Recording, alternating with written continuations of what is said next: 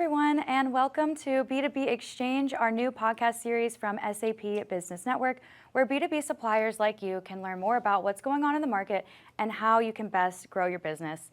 And my name's Amanda Laldin. I'm going to be your host for today's episode, and I'm joined here by Kyle Milan, founder and CEO of Milan Media. And Kyle has an extensive background and experience in the industrial manufacturing industry and now spends his time helping companies modernize their sales and marketing strategies. So excited to be here with you today. Thanks, Amanda. Pleasure to be on this broadcast.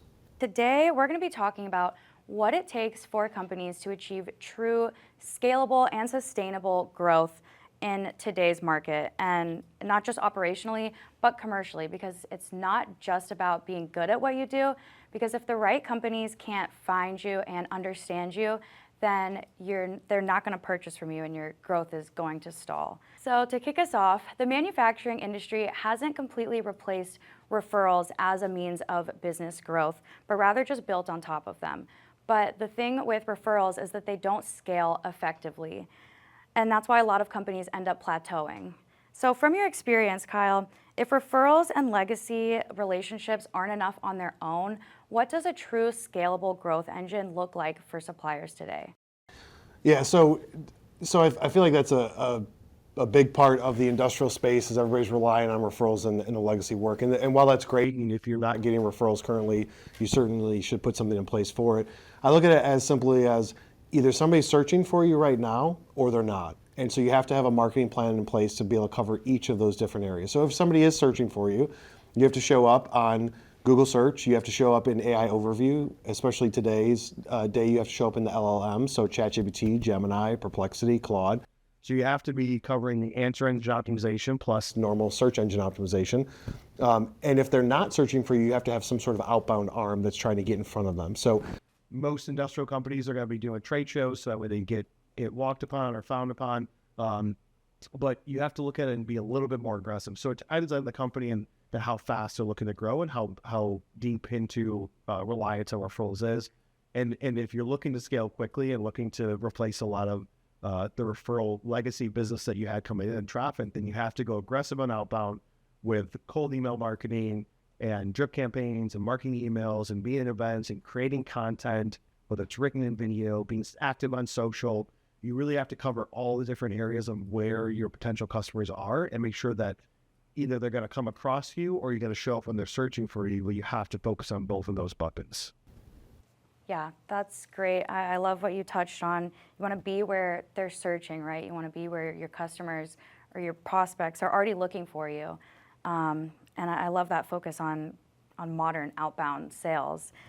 And I think you really touched on how visibility kind of sits at the center of that. And we know that resources are limited for every company, I think especially for sales and marketing organizations within these industrial companies. There's not always a ton of buy-in from leadership that's going to be a really effective channel for investment, for business growth. And so what would you say suppliers can and should do to increase their visibility without just adding more headcount? Yeah, I think you have to really look at what area is going to drive the most opportunities and revenue for you. And something that if you ask any industrial company to peel back the layers of where they get deals from and look at the source of those deals, and looking at not just quoted deals and deals that came in, but actually close one business, you have to focus on areas that are going to bring you the right type of traffic and the right quality of traffic. So again, if we go back to searching or not, with the systems and the efficiency of programming these days, and especially with AI being involved, you can get a lot more movement with less upfront work. If you're not going to partner with a third-party agency and just doing it yourself, you can just focus on a couple of key areas to get it started. It could be overwhelming at first, where you're like, I have to tackle all these different areas. I have to use social, create video content, write articles. I have to be active on outbound. Salespeople need to make calls. Like that should be overwhelming for a person. So if you just say, hey, this quarter or this half of the year, one of my goals is going to be I'm going to tackle this prime area. Maybe it's social. Then you're going to create some piece of content consistently to be able to make it providing value or entertainment for people. And you're just going to tackle that first. And eventually, once you get the systems put in place, you can create those as building blocks to then after 6, 12, 18 months, you're firing on all cylinders in a couple of different verticals. but you really want to focus on hitting the ones that are going to get you the most visibility quickly, but also keep in mind that it's going to take a while to get going. So you don't want to just say, I'm going to put in this much effort and I'm going to instantly get results. You have to understand that it does take time to be able to build out those channels, and it does take time to be able to get views on content and views on your company. So you have to be patient while also being aggressive. I think that's great. It's not really about just doing all of the things. I mean, those can come with time, but just about being clear on where you can have the most impact and focusing there. I mean, I think what you said about, being consistent, being patient, not quitting, that goes a long way too, because I think we're all used to kind of instant results in today's world. But I think that's great advice. And as we kind of think about this shift in buyer behavior from the last couple of years, right, where buyers are pretty much doing most of, if not all of their research online before they ever even reach out to a supplier, before you ever even have the opportunity to give them that sales pitch. Once suppliers have kind of hit on all of those things that you just touched on, they've successfully increased their visibility, and say a buyer lands on them for the first time, whether it's from their website, their LinkedIn channel, or a listing somewhere, what are the top 2 to 3 things that immediately determine whether that customer is going to stay and either decide to continue researching the supplier or go ahead and reach out to them, or whether they move on to a competitor? Yeah, so first and foremost, you have to make sure that whatever they see is relevant and about their problem. Too often companies are focusing on what they do, and so they create this show up and throw up type marketing content where it's like, you come to my page, you see me for the first time, let me share everything that it is about my company. But if the relevancy isn't there and it's not really about the problem that the person has, then you could lose them quickly. They could go like, I'm not going to read through this, I'm going to go someplace else. Or they just skim through it and they don't want to do step 2, which is the call to action. You have to have a clear call to action on the page. So not only are you building trust from the get-go, so everybody goes into the relationship with, let's just say, zero trust in what they see. Maybe they've read something about your company or seen a profile on some sort of marketplace. They're like, okay, I think that these people might be able to solve my problem, but I'm not sure. So they go to the site and they're looking for triggers of relevancy and making it easy to do business and some sort of social proof to it, to where it's like, okay, these guys are speaking my language. They've identified maybe an FAQ section or top 5 things that problems that they solve, or top 5 reasons why people typically come to them. And they've identified that, and it's like, okay, now it's relevant to me. I see it, and I'm like, I have that problem too, so they know what I'm looking for. Now, how quickly and easily can I do business with them? Hey, here's a call to action that takes them to an easy form to fill out. Maybe it's booking a calendar link or something like that. And that's really where it's like they have to build trust quickly. You've only got, let's say, 3 to 5 seconds to really hit relevancy at the highest level, right? So top of page hero image. And then from there, it just has to be relevant content to make them think that you can possibly solve their problem, make it easy for them to flow through the funnel. And then from there, make sure that you have back history of the company and other additional content, because people are really looking to make sure that they can, as you said in the first part of the series, is people are doing research, right? And so if they're doing research, they're going to come to your site and they're going to poke around for a little bit, but you'd be shocked that if you looked at your data and said, what's the average time on site, even for people that completed a key event in GA4, like they booked a call, they submitted a form, it's not 10 to 20 minutes typically. You're talking like a minute, 2 minutes, 3 minutes maybe of people poking around before they're like, okay, yes, this person, I have enough information to say I want to submit a form, RFQ, or book time to talk with them. Just the focus on being customer-centric, it's maybe lost on us today, and it's just, foundational marketing principle, but it's foundational for a reason. Thinking about what your customer needs, what their experience is like, what they need, focusing on building trust and doing it quickly, and then having a clear follow-up action for them, that clear CTA. I think that's great advice. And then as we start to think about demand generation for these companies, you kind of touched on earlier a lot of different ways that outbound marketing is still really effective and works really well in this industry. Where would you say that it maybe breaks down compared to more modern methods like digital channels and networks like SAP Business Network? Yeah, so I think that the breakdown is from an industry standpoint. Most industrial manufacturing companies are typically like 3 to 5 years behind the curve of what's working in marketing today. And that's just the nature of the beast, and it's an industry that I've been in my entire life. So you have to go into it knowing like, hey, we're probably a few years behind the curve. So anything new today is not going to realistically hit those majority of the companies for a period of around 3 years. And so you have to look at it and say, like, there's stuff that's going to be outside the box. Like most industrial companies are used to going to a trade show and having a bunch of leads come in, and then from those leads they get business, and that business turns into referral business and legacy and repeat customers. And that's where we're coming out of in the 2000s, 2010s, to where now everybody's doing that. It's less effective. It's more of a crowded space. So you have to go aggressive on the outbound and be outside the box. Even if you think something may not necessarily work, like sending out cold email marketing. Then I don't mean email marketing where you're talking like, looks like a Home Depot ad where you're sending out to thousands of people at one click, but I mean true strategic cold email marketing where you're rolling out sequences, where you're controlling how many emails are sent per day from what email accounts. You have a whole system set up, kind of like what we do for our customers here.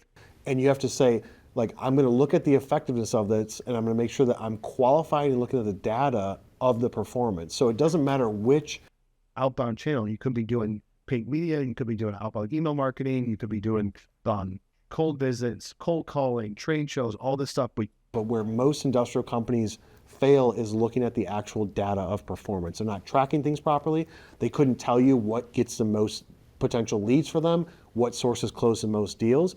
So if you go into it and say, I'm going to track and measure and monitor everything, and I'm only going to make decisions based on what the data shows me, you're going to be 10 times further ahead than most industrial companies out there.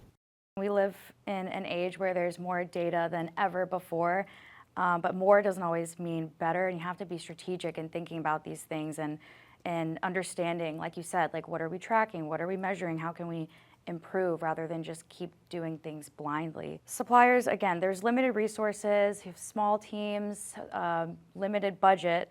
Where would you say that suppliers should invest first, whether that be their brand, their digital presence, their sales process, or their network access? Yeah, so I may be a little bit biased to this just because of what I've done my whole life, which is primarily make industrial companies money, and that's what I do best. But brand is one thing, right? You create a brand and the brand's there. A brand is nothing without attention. So nobody knew anything about any brand without first getting attention on it. That's where the demand gen comes in. So if you go back to, you just create a chart and say, if people are searching for us, how do we want to show up? If they're not searching for us, how do we want to get in front of them? And really go on the offense with demand gen.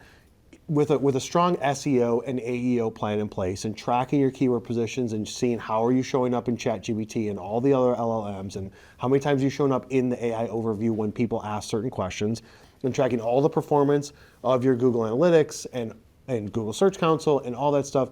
That's once you get that ball rolling and you start to put those pieces together, and especially if you're a bigger brand, you already have that aspect of it. So that's like a waiting for people to find you type of thing. And I've never been a fan of that because I have no control over it. I can't control how many times people are searching for my business a month, but what I can control is my speed to go after people. And that's how I built most of my growth year to date. And even when I was in industrial sales for 10 plus years, I'm removing time from the equation. I'm saying I'm going to go after these people and I can control my speed, and that's where demand gen comes in, is that's going to get you more growth quickly. However, if you haven't done it for years and years, then it's going to probably deter you initially when you're like, I did all these things and I didn't get leads back. So you have to refine it, but the process is there and it's proven source of high quality leads. But I would personally say focus on demand generation and being where they are. Maybe they're not Google searching. Maybe they're going to a marketplace or a site or a platform. They're like, I'm looking for suppliers here. That's great. If you show up there, how do you show up versus competition? Is there a way for you to leverage it and say, I'm going to do some promotion to get to the top of those search results? Can I retarget those people that are searching? Like, those are things you have to look at and say, if they're searching for me, here's where they're going to go. I have to make sure I'm paying attention to that. And when they're not searching for me, I've got the whole entire other side of the business to be able to say, I'm going to aggressively go after this from a marketing standpoint, and then I'm going to have my salespeople aggressively go after it as well.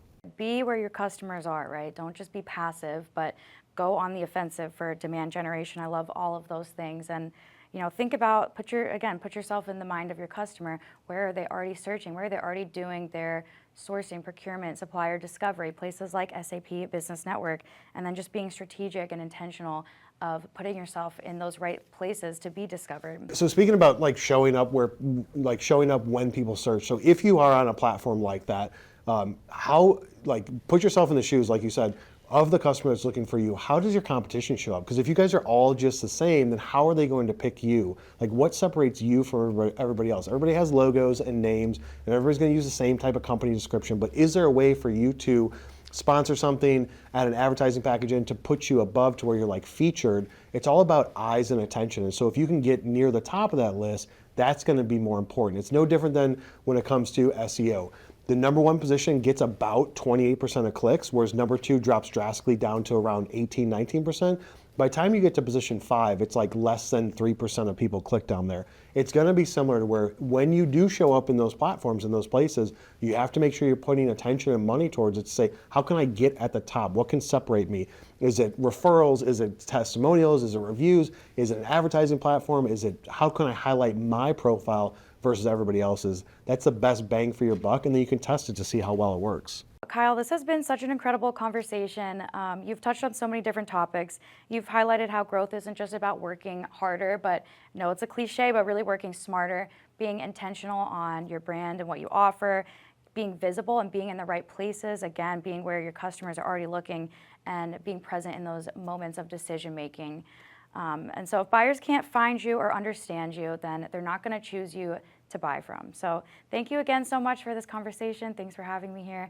And we'll see you guys next time on B2B Exchange. Thanks, Amanda. I appreciate it.